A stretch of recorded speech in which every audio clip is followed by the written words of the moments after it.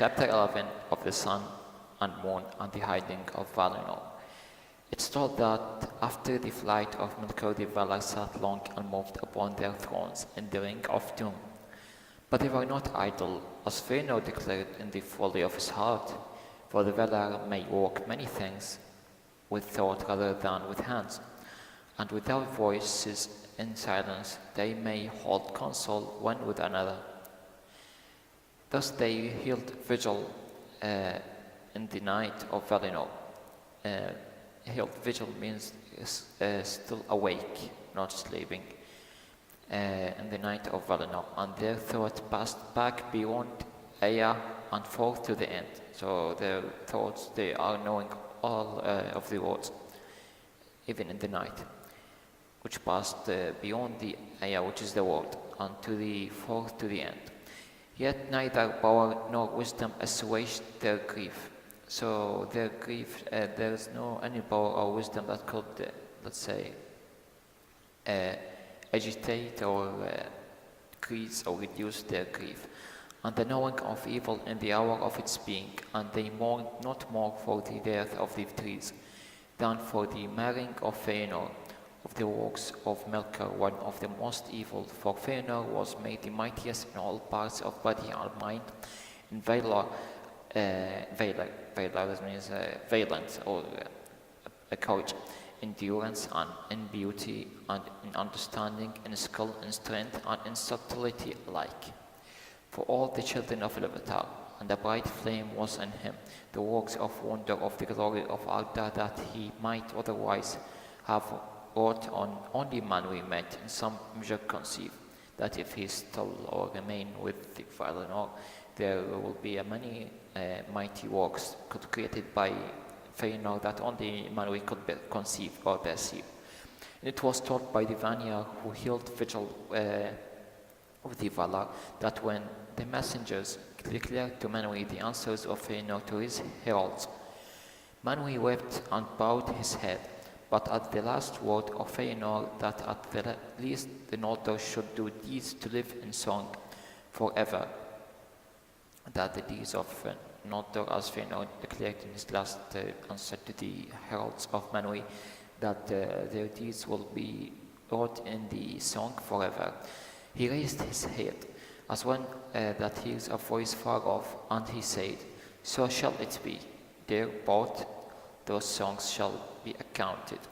Dear both means precious or highly inexpensive.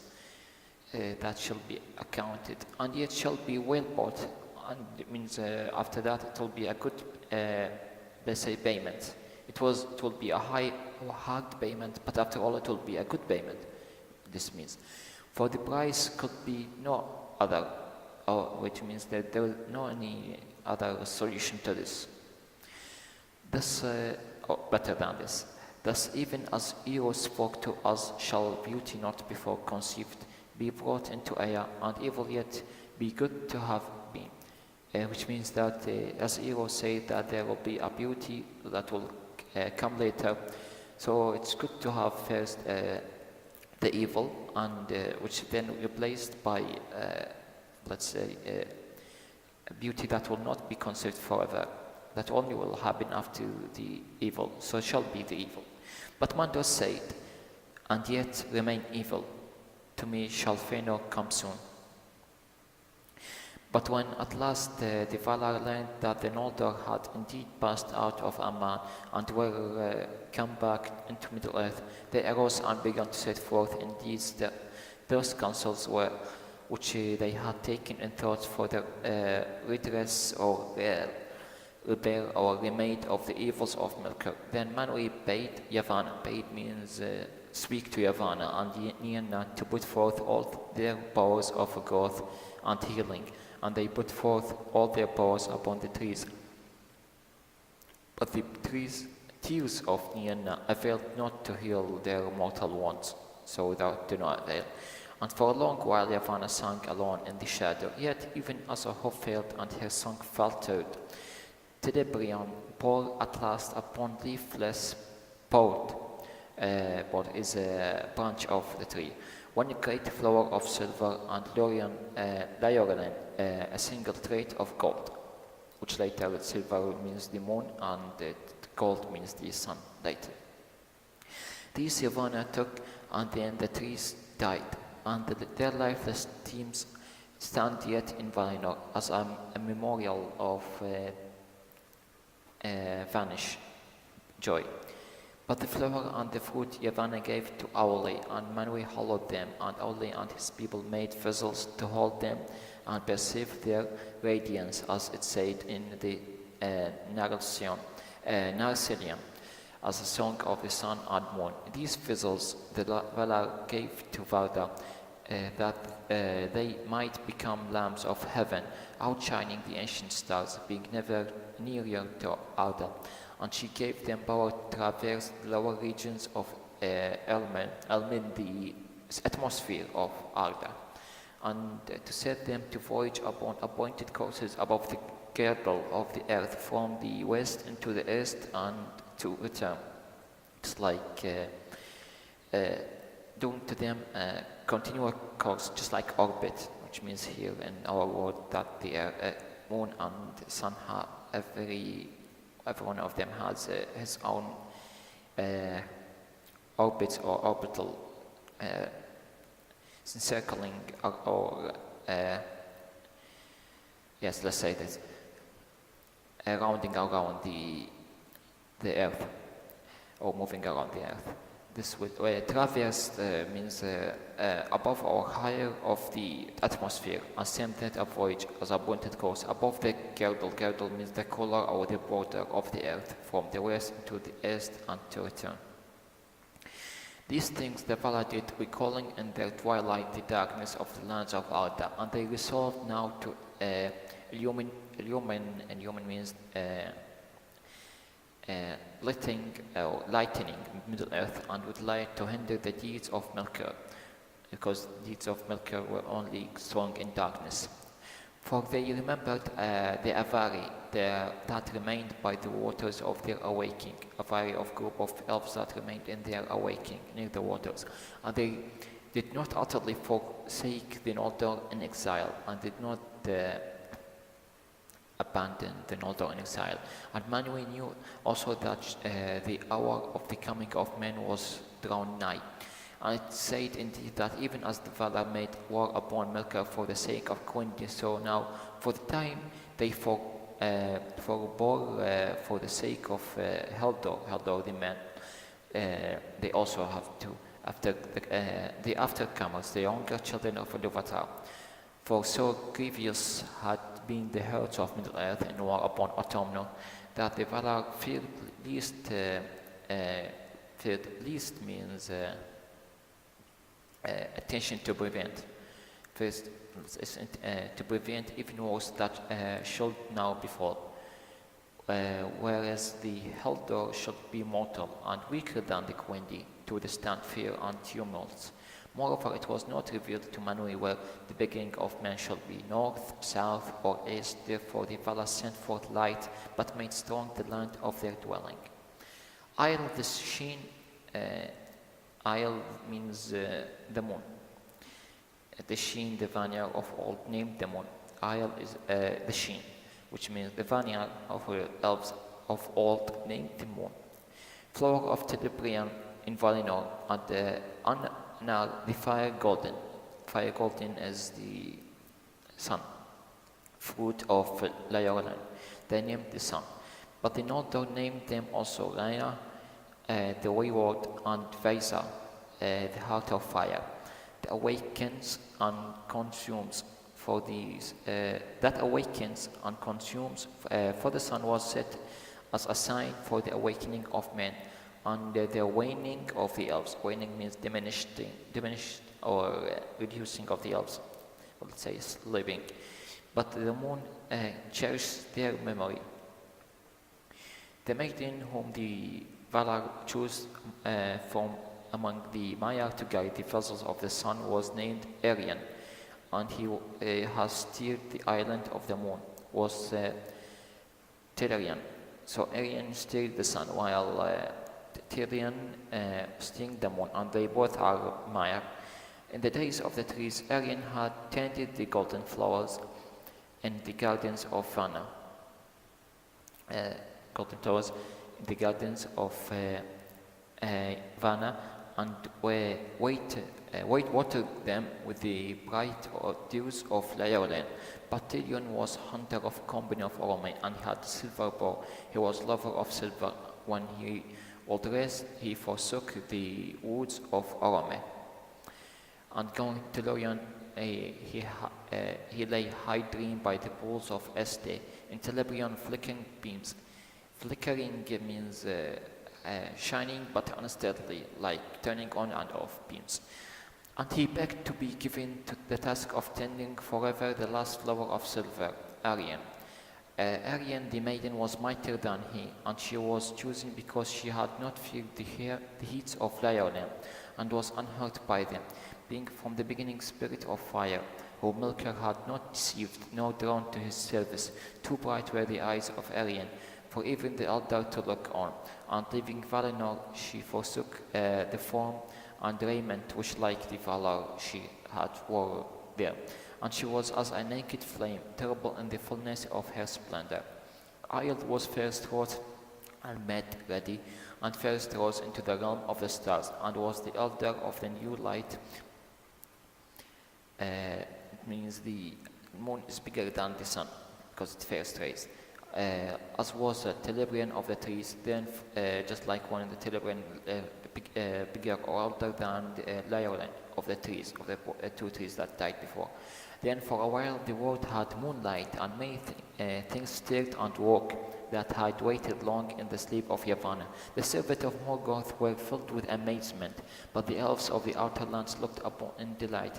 And even as the moon rose above the darkness in the west, Fingolfin let blow his silver trumpets and began his march into Middle-earth. And the shadow of the host went long and black before them. Tilion had traversed means exceed or surpassed the heaven 7 times, and thus was in the furthest east when the vessel of Arian was made ready. Then Anna arose in glory, and the first dawn of the sun was like a great fire upon the towers of Beleriand. The clouds of Middle-earth was kindled, and there was the sound of many waterfalls. Then indeed Morgoth was dismayed, and he descended into the uttermost depth of Angband, and with all his servants, and sending forth a great reek and dark cloud to hide his land from the light of the day star. Now Vardar purposed that the 2 vessels should journey in Elmen, and ever be aloft. So decided that both should be journey and Elmen both at the top, not one settling and the other is moving, but both. At the same time, it must be aloft or far beyond the horizon, let's say, or far beyond the atmosphere. In Elmen, the atmosphere ever be aloft or mean high, but not together. Each should pass from Valinor into the east and return, the one issuing from the west as the other turned from the east. First they were both moving the same direction, the sun and the moon, Isle and the Anna. But Vala decided that one should pass from Valinor to the east and return. At the time it will return, it returned from inside the earth. The one of the other will pass again to the. So just like orbit, like they will never meet. The one issuing from the earth, as just like now the earth, the sun and the moon.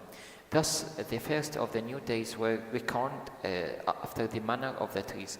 The first now still for the Valar still recognized the days, for they were recognized the hour.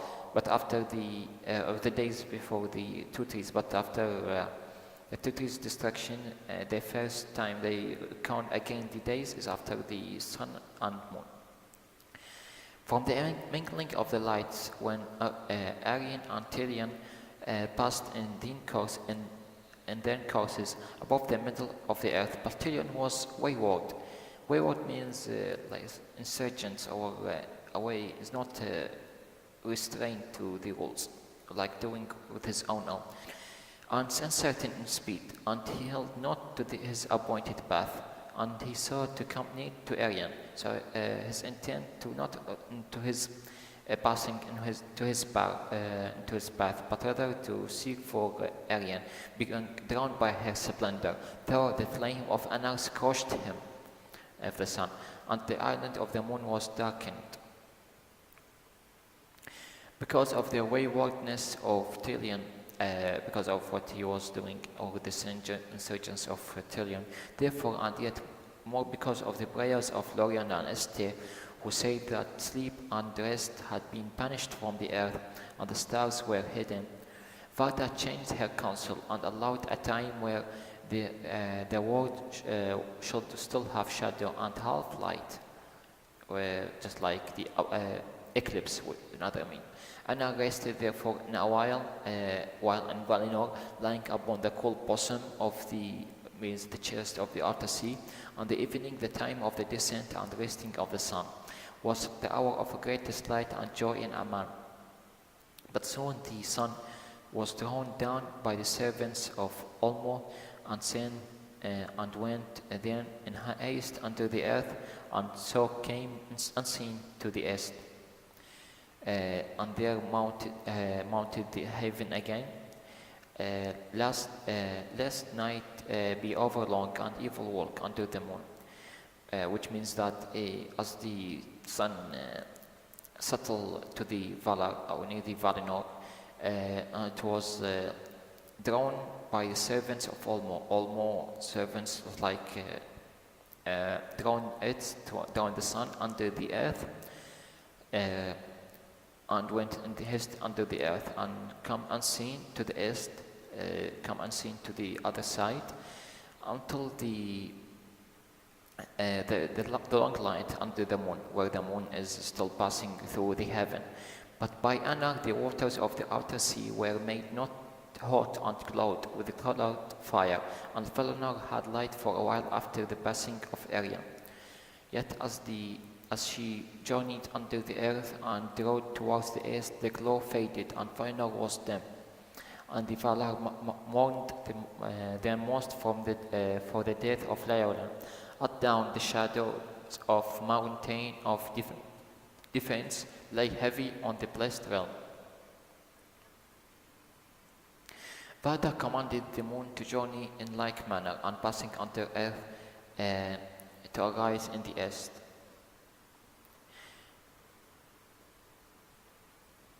But only after the sun had descended from heaven. But Tyrion went with uncertain pace, and yet he goes and was still drawn towards Arian, as he shall ever be, so that often both may be seen above the earth together. So Varda commanded that moon must be journeying alone, and or passing alone, while the other is looming through the heaven. But Tyrion wasn't so uncertain base he was going, and he wasn't fully comprehending or restrained, or let's say still he shall ever be. So he was attracted to Arian, and sometimes they were looming at the same time on the sky or on the heaven, where it happened, or a chance that he comes so nigh that his shadow cuts off her brightness, and there is a darkness amid the day. So it's like happening just like eclipse, where the sun and the moon is below the sun, where it cuts some of the brightness of the sun, and there is a half shadow, or let's say half darkness amid the day. Therefore, by the coming and going of Anna, the Valar recount the day thereafter until the change of the world. For Tyrion tamed seldom in Valinor. Tyrion was seldom going to or rested in Valinor, but more often would pass swiftly over this western land, over Avatar, or Araman, or Valinor, and plunge in the chasm beyond the Arthur Sea. Plunge means sink or dive in the chasm. Chasm, let's say the fissure in the earth, the outer sea. Pursuing his way alone amid the gods and caverns. Gods and caverns both means caves and fissures at the roots of Arda. Therefore he would often wander along and late would return. Still therefore, after the long night, the light of Valinor was greater and fairer than upon Middle-earth.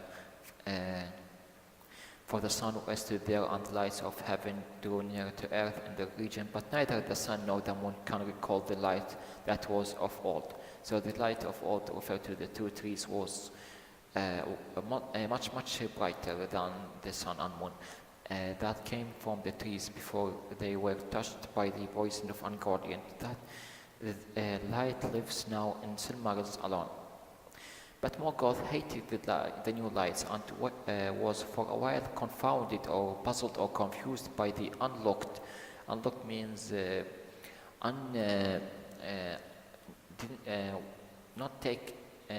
wasn't taken in account for the stroke of the Valar, wasn't taken in account for Morgoth that the hit of the Valar, that they were able to restore the light or doing another light.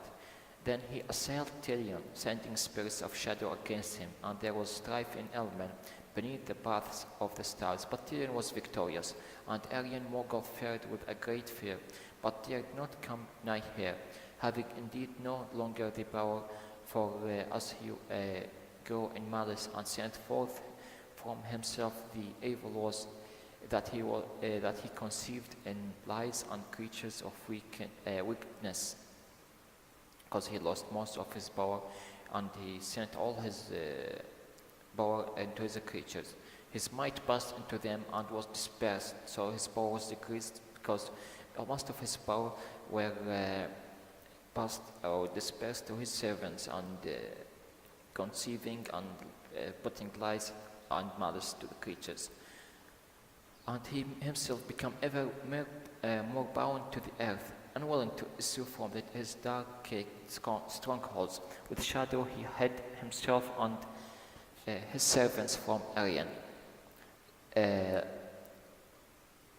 the glance of whose eyes they could not long endure, and the lands near his dwelling were shrouded in fumes. Shrouded means dressed or covered in fumes, smoke, and great clouds. But seeing the assaults upon Tirion, the Valar were in doubt, fearing that what the malice and cunning of Morgoth might yet contrive against them, might create against them. Being unwilling to make war upon him in Middle-earth, they remembered war upon, they remembered nonetheless the ruin of Al-Marin, and they resolved that they should not befall Valinor. Therefore, at that time, they fortified their lands anew, and they raised up the mountains of walls of Beleriand to sheer and dreadful the height, east, north, and south. Their outer sides were dark and smooth, without foothold or leech. These mean margin or verge, and they fell in great precipices. Precipices means steep or cliff, with face hard as a glass. So it's just like climbing the glass from the highly steep or cliff of the rocks of the mountains, so you can't climb it. And rose up to the towers with the crowns of white ice. A sleepless watch was set upon them, and no path led through them, save only the Calacaria. Calacaria is the only passage between the two mountains to Beleriand or to Valinor. But that pass the Valar did not close, because of the elders that were faithful in a city of Beleriand upon the Green Hall. So they weren't closing the Calacaria or the path, because outside of Valinor there is a faithful elves, just like Tirion, city of Tirion, where they need to come forth and back to Valinor and to their land. Finarfiniet ruled the remnant of the Noldor in the deep cleft of the mountains, for all those of elven race, even the Vanir and Ingrid their lord, must breathe at times the outer air and the wind that comes over the sea from the lands of their birth. And the Valar will not sunder the Teleri wholly from their kin, but in Scalacaria they set strong towers and many sentinels. Sentinels means guards, and issued upon the plains of Valmar a host was encamped, settled and forming camps, so that neither bird nor beast nor elf nor man nor any creature beside that dwelt in Middle-earth could pass the leisure. And in that time also which songs of called Nortele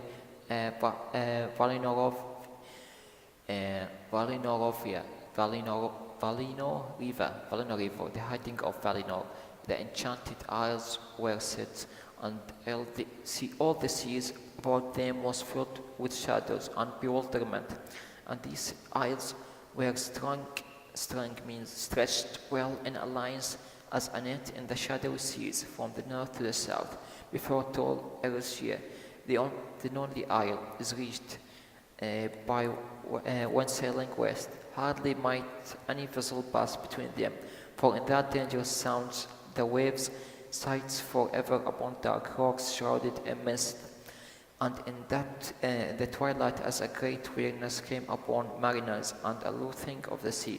But all that ever set foot upon